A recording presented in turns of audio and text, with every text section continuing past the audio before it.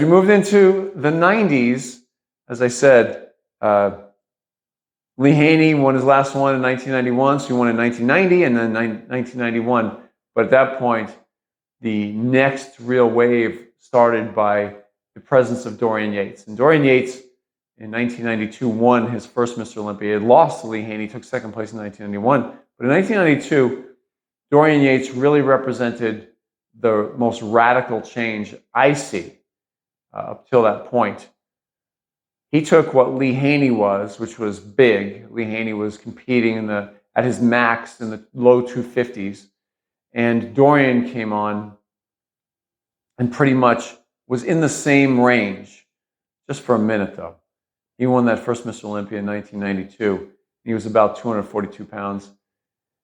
And wow, came out in 1993, about 10 pounds heavier, and just took it. And just flat out said, I'm dominating this. And he just kept getting bigger and bigger to where he was competing in the mid-90s around the 260 range. And so he bumped everything up to a whole new level at that point. So Dorian Yates, and then I could name a few in the 90s at that point that really represented the era, from Flex Wheeler to Kevin Levrone. These guys really represented that. And then, of course, you had guys like Sean Ray, and Lee Labrada was just, finishing his career up at that point. But Sean Ray was still in there all through the 90s. And so these guys, they really represented, it was highly competitive. Guys like Paul Dillette. I mean, the list went on and on. Chris Cormier. There was a long list of great bodybuilders competing in the 90s. It was probably, I would give that by far and away, the 90s represent the most competitive decade of bodybuilding ever in existence. For Dorian Yates to dominate 6 years in a row, and he had multiple injuries that did affect his physique at different times, for him to win 6 in a row in that era was probably the most difficult feat of any era, any at all, between then and now. And Dorian, he took it to them. But those other guys that I mentioned, amazing physiques. They come in shape. So at that point, the look was really big, but they still had amazing amounts of definition. And they had to be in shape. Sean Ray was in shape every single time. Dorian Yates peeled, by far the hardest Mr. Olympia ever seen up till that point. His skin was thin. He had low body fat, like usually the guys under 200 pounds. So peeled, translucent his skin, right down to his legs, his glutes. I mean, just amazing look that he had, while having a massive amount of muscle. This gave way to the next era, which everybody assumed would be Flex Wheeler's era. Now, Flex Wheeler in the 90s, all the way to the end of Dorian, won Mr. Olympia from 1992 to 1997. And then Flex Wheeler was on his heels all through the mid-90s, in second place several times. But after Dorian retired, mainly due to injuries, it was assumed that Flex Wheeler would come out and just take over. And he did come out, and he came out in great shape in the late 90s, 1998, 99. However, he ran into Ronnie Coleman. Ronnie Coleman was in great shape in the mid-90s as well. He's one of those 90s era's bodybuilders that I didn't mention along the way, but I have to now because he consistently got better and better. And when the late 90s came on and he walked out on stage in 1998, it was over. He took what Dorian was, which was massive, in phenomenal shape. He took that to, let's just say, a better genetic level. He had better genetics for bodybuilding. And he had the same hard work ethic that Dorian had when it came to training and diet. He wasn't afraid to do what he had to do.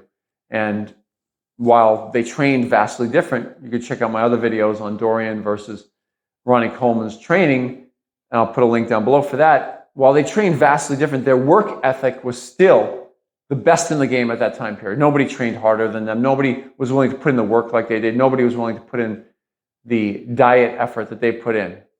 Nobody. Ronnie Coleman was still working a full-time job as a police officer and then part-time as he became Mr. Olympia.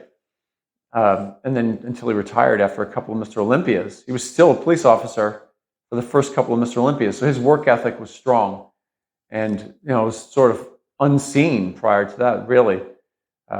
So he continued on, and he went on from 1998 all the way to 2005. So into the 2000s, the early 2000s, Ronnie Coleman was dominating the early 2000s. And even though we had other great physiques in the 2000s, now we're into the 2000s, the standard was Ronnie Coleman. Massive, but in phenomenal shape, getting up on stage. He won a couple of Mr. Olympias with basically not being in such phenomenal shape, ripped to the bone, but beyond massive. And then the following year, it seems he would hone it all together once again and come back, then be massive, but ripped once again. He did that a few times. So in 2006, 7, 8, 9, 10, 11, up until we got to around 2011, Jay Cutler was the man. He was on Ronnie Coleman's heels. Jay Cutler was the main guy. In my opinion, not better than Ronnie Coleman. He did not do better, did not bring a physique that was better than the Ronnie Coleman era. And he did not bring a physique that was even better than the Dorian Yates era. So there it is. There was a 4 or 5 year period between 2006 till 2010 where we had different Mr. Olympias. It bounced between Jay Cutler and the Blade, Dexter Jackson. And so back and forth they went. And then came on the scene. So the 2000s were represented still. The best of the 2000s, Ronnie Coleman. That's the way. I give him the best of the 2000s. And then we move into the 2010s. And by far and away, Phil Heath took over. He just took over. And he won 7 in a row. And he deserved them. He did. Kai Greene was probably the closest thing that I saw to Phil Heath.